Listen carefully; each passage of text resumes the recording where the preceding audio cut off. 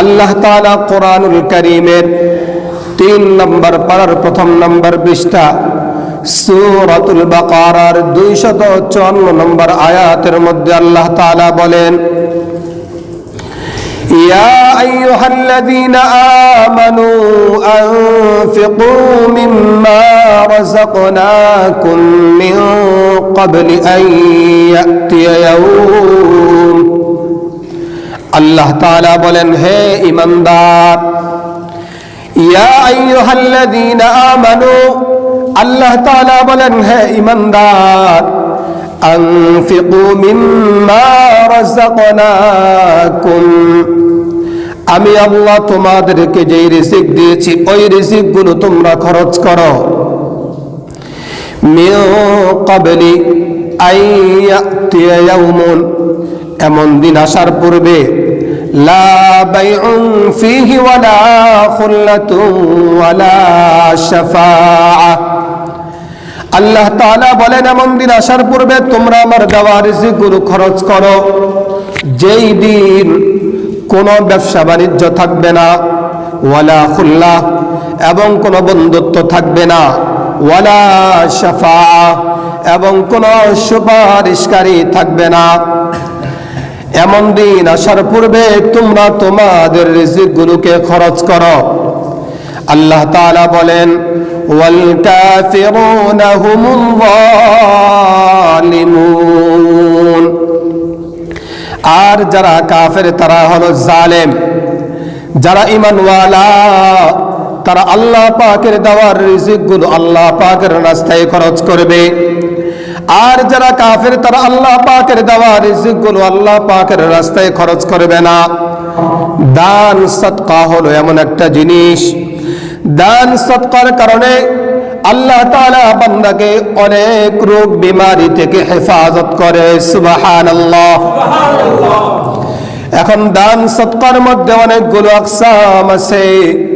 যেমন আমরা মাহে রমজানে অনেকেই সদকাতুল ফিতর আদায় করি, আমরা মাহে রমজানে অনেকেই যাকাত আদায় করি, মাহে রমজানে আমরা অনেকেই আল্লাহ পাকের রাস্তায় খরচ করি। আল্লাহ তাআলা কোরআনের মধ্যে বলে, এ বান্দা, এমন দিন আসার পূর্বে তোমরা আমার দেওয়া রিজিকগুলোকে খরচ করো, যেই দিন কোনো বেচা কেনা থাকবে না, যেই দিন কোনো বন্ধুত্ব থাকবে না, যেই দিন ওয়ালা শাফাআ, কোনো সুপারিশকারী থাকবে না। যেমন কিয়ামতের ময়দানে বান্দার কোন সম্পদগুলো কাজে আসবে, এই ব্যাপারে উসমান গনি রাদিয়াল্লাহু তাআলা আনহুর একটা ওয়াকিয়া রয়েছে, ঘটনা রয়েছে। হযরত উসমান গনি রাদিয়াল্লাহু তাআলা আনহুর কাছে আল্লাহর নবী একজন সাহাবীকে পাঠাইলো। সাহাবী আল্লাহর নবীকে বলতেছে, ইয়া রাসূলুল্লাহ, ইয়া হাবিবাল্লাহ, আমার কিছু টাকা পয়সার প্রয়োজন। আল্লাহর নবী বলল, হে আমার সাহাবী, তুমি উসমান গনি রাদিয়াল্লাহু তাআলা আনহুর কাছে চলে যাও। ওই সাহাবী আল্লাহর নবীর দরবার থেকে হযরত উসমান গনি রাদিয়াল্লাহু তাআলা আনহুর কাছে চলে গেল। হযরত উসমান গনি রাদিয়াল্লাহু তাআলা আনহুর ঘরের মধ্যে যাওয়ার পরে হযরত উসমান গনি রাদিয়াল্লাহু তাআলা আনহুর ঘরের পাশে বসে রইল।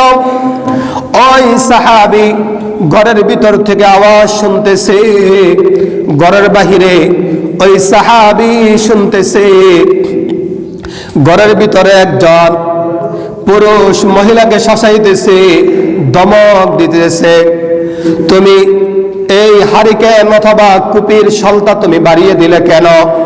যেহেতু হারিকেন অথবা কুপির সলতা বাড়িয়ে দিলে তেল বেশি খরচ হয়, এটা একটু কমিয়ে দিলে তেলটা খরচ কম হয়। ওই সাহাবী ঘরের বাইরে দাঁড়িয়ে দাঁড়িয়ে বলতেছে, আল্লাহর নবী কেমন ব্যক্তির কাছে আমাকে পাঠাইলো, আল্লাহর নবী কেমন ব্যক্তির কাছে আমাকে পাঠাইলো, যেই ব্যক্তি নাকি স্ত্রীকে ধমক দিতেছে একটু সলতা বাড়িয়ে দেওয়ার কারণে। যাই হোক, কিছুক্ষণ পরে দরজার মধ্যে আওয়াজ করলো। হযরত উসমান গনি ঘরের ভিতর থেকে বের হলো, বের হয়ে বলল, হে আমার ভাই, তোমার কি প্রয়োজন? তখন ওই সাহাবীকে হযরত উসমান গনি রাদিয়াল্লাহু তাআলা আনহু বলেন, তোমার প্রয়োজনের জন্য আমি ঘরের ভিতর থেকে আসতেছি। হযরত উসমান গনি রাদিয়াল্লাহু তাআলা আনহু ঘরের ভিতর থেকে 3000 দিনার ঘরের ভিতর থেকে একটা ব্যাগের মধ্যে করে নিয়ে আসছে। ওই সাহাবীর হাতের মধ্যে দিয়ে দিল। সাহাবীর হাতের মধ্যে দিয়ে দেওয়ার পরে ওই সাহাবীর চোখ দিয়ে পানি বের হয়ে গেল। হযরত উসমান গনি রাদিয়াল্লাহু তাআলা আনহুকে বলতেছে, হে উসমান, তুমি একটু আগেই তো তুমি তোমার স্ত্রীকে হারিকেন অথবা কবির সন্তা বাড়িয়ে দেওয়ার কারণে ধমকাই দিছিলে, আর তুমি আমাকে 3000 দিনার এমনিতেই দিয়ে দিলে হাদিয়া হিসাবে, তুমি করাজ কিংবা ঋণ হিসাবে আমাকে দাও নাই, তুমি এমনটা কেন করলা? হযরত উসমান গনি রাদিয়াল্লাহু তাআলা আনহু ওই সাহাবীকে যে জবাব দিয়েছে, এটা হলো আমাদের সবার জন্য শিক্ষণীয়। হযরত উসমান গনি রাদিয়াল্লাহু তাআলা আনহু বললেন, হে আমার ভাই। উসমান গনি কেন ভাই বললেন? আল্লাহর নবী হাদিসের মধ্যে বলেছেন, قال النبي صلى الله عليه وآله وسلم, আল্লাহর নবী হাদিসের মধ্যে বলেন, আল মুসলিমু মান সালিমাল মুসলিমুনা মিন লিসানিহি ওয়া ইয়াদিহি, আল মুসলিমু আখুল মুসলিম, মুসলমান হলো মুসলমানের ভাই। আল্লাহর নবী অপর হাদিসের মধ্যে বলেন, জনাবে মুহাম্মদ আরবি সাল্লাল্লাহু আলাইহি ওয়াসাল্লাম বলেন, ওয়া কুনু ইবাদাল্লাহি ইখওয়ানা। আল্লাহর নবী বলেন, হে আমার উম্মত, তোমরা পরস্পরে ভাই ভাই হয়ে যাও। সুবহানাল্লাহ। হযরত উসমান গনি রাদিয়াল্লাহু তাআলা আনহু বললেন, হে আমার ভাই, আমি তোমাকে যে 3000 দিনার হাদিয়া হিসেবে দিলাম, এটা আমি নিজে খরচ করার জন্য না, বরং আল্লাহকে রাজি খুশি করার জন্য আমি তোমাকে দিয়ে দিলাম। সুবহানাল্লাহ। হযরত উসমান গনি রাদিয়াল্লাহু তাআলা আনহু বললেন, হে আমার ভাই, আমি আমার ফ্যামিলির জন্য যা কিছু খরচ করব, আল্লাহ আমার কাছ থেকে কিয়ামতের ময়দানে হিসাব নেবে। কিন্তু আমি উসমান গনি আল্লাহ পাকের রাস্তায় যা কিছু খরচ করি এবং আল্লাহ পাকের রাস্তায় যা কিছু দান করি, কিয়ামতের ময়দানে আমি উসমান গনি আল্লাহ রাব্বুল আলামিনের কাছ থেকে হিসাব নিব। সুবহানাল্লাহ। উসমান গনি রাদিয়াল্লাহু তাআলা আনহু তখন বললেন, হে আমার ভাই, আমি তোমাকে যে 3000 দিনার হাদিয়া হিসাবে দিয়ে দিলাম, কিয়ামতের ময়দানে আল্লাহ তাআলা আমাকে এই 3000-এর বিনিময়ে কত হাজার পুরস্কার আমাকে দান করবে, আমি উসমান গনি বলতে পারবো না, বরং এটা শুধুমাত্র আল্লাহ বলতে পারবে। সুবহানাল্লাহ। এই জন্য তো আল্লাহ কোরআনের মধ্যে সূরাতুল বাকারা 3 নম্বর পারার 1 নম্বর পৃষ্ঠায়, ইয়া আইয়ুহাল্লাযীনা আমানু আনফিকু মিম্মা রাযাকনাকুম, হে ঈমানওয়ালা, আনফিকু ফি সাবিলিল্লাহ, তোমরা তোমাদের সম্পদগুলো আল্লাহ পাকের রাস্তায় খরচ করো। আল্লাহ কোরআনের অপর জায়গায় বলেন, ওয়া মা তুকদ্দিমু লিআনফুসিকুম, এ বান্দা, মরার আগে তুমি তোমার জন্য যা কিছু জমা করবে, বান্দা মরার আগে যা কিছু জমা করবে, কিভাবে জমা রইল? আমি মসজিদের মধ্যে 1 টাকা দান করলাম, কিয়ামতের ময়দানে আল্লাহ আমাকে দিবে। আমি আমার বাবার জন্য 1 টাকা মসজিদের মধ্যে দিলাম, এটা কিয়ামতের ময়দানে আল্লাহ আমাকে দিবে। এবং আমার বাবা যে কবরের মধ্যে আছে, আমার বাবার কবরের মধ্যেও আল্লাহ সওয়াব দিবে। এই জন্য আল্লাহ রাব্বুল আলামিন যে কোরআনের মধ্যে বলেন, এ বান্দা আনফিকু ফি সাবিলিল্লাহ, এই জন্য কিতাবের মধ্যে আছে দরখতে করম হর কুজা বিকাত। আমরা সবাই মুসা আলাইহিস সালাতু ওয়াস সালামের কথা শুনেছি। মুসা আলাইহিস সালাতু ওয়াস সালামের জামানায় কারুন ছিল।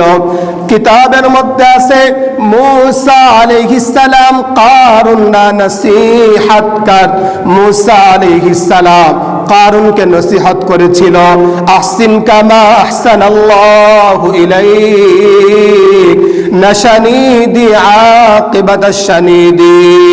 মুসা আলাইহিস সালাতু ওয়াস সালাম কারুনকে বলেছিল, হে কারুন, তোমাকে তো আল্লাহ সম্পদ দিয়েছে, এই সম্পদগুলো তুমি আল্লাহ পাকের রাস্তায় খরচ করো। কারুন মুসা আলাইহিস সালাতু ওয়াস সালামের কথা শুনে নাই।